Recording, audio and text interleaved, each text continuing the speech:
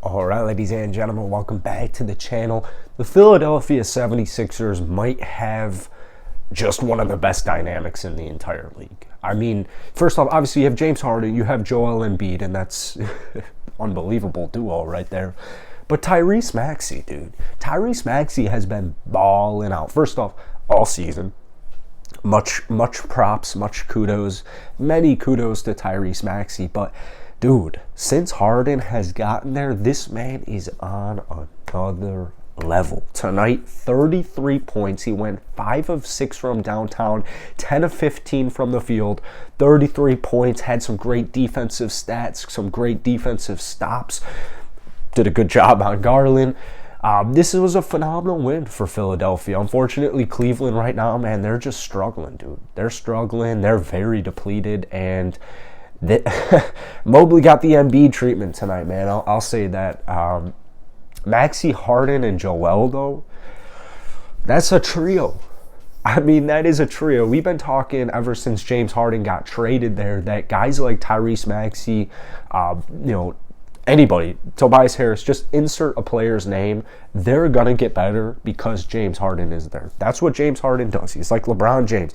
Gets everybody paid, especially big men, gets like Joel Embiid. You see that. You see it right now. That's how it was with Clint Capella, man. But Joel Embiid's obviously on a completely different stratosphere than Clint Capella. No disrespect meant to Clint, but Joel Embiid's he's an animal, dude. He's an animal. This Philadelphia team is deadly, and they're fun to watch, man. They're very fun to watch. They have pretty much everything you need, and I really like Shake Milton and Niang going off tonight on the bench, both providing double-digit points combined, 28 points. That's good, and keep in mind, dude, Philadelphia just scored 125.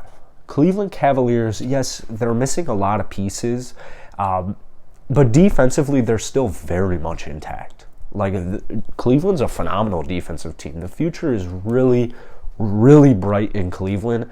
But this was kind of the thought, is that Cleveland might falter off towards the... I mean, they were like the 3 seed a couple of weeks ago. They might falter off just because all these injuries, they're stacking up, dude. They're stacking up. And it's not even big-time stuff all the time. Like, obviously, Rubio, Sexton, those blew, but... it's minuscule stuff like Lauri Markkanen, Karis LeVert still being out, like Darius Garland missing a couple of games. It adds up, man. And with such a young, inexperienced team, we'll see how Cleveland finishes the year, man. I'm definitely rooting for them, but when you play a team like Philadelphia who's just on fire, you have to bring your best stuff. You got to bring the best sauce. And for the most part, honestly, I thought Cleveland did a phenomenal job tonight. Defensively, you got to clean it up. Made too many mistakes, but made some mistakes. And Philadelphia, they took advantage, dude. They took advantage.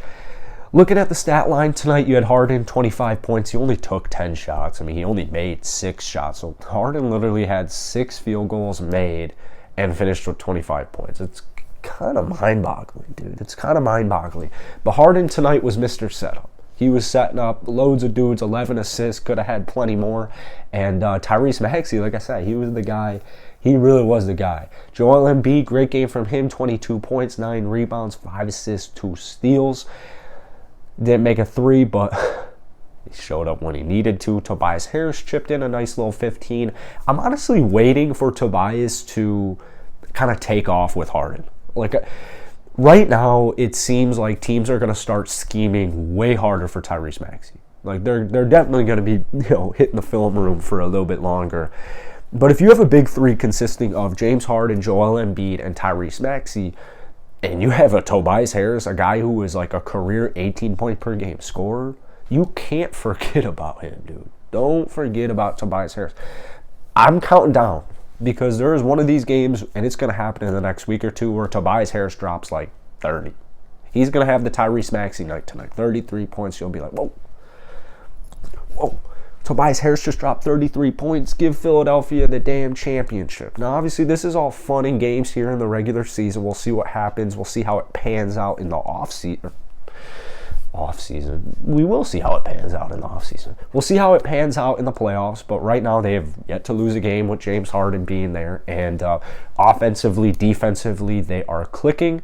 Even when they go through spurts where you're not, gave up 43 points to Cleveland in the first quarter tonight, which is just, dude, that is not good. 43 point, like, I don't care who you're playing, I don't care what team you are, 43 points.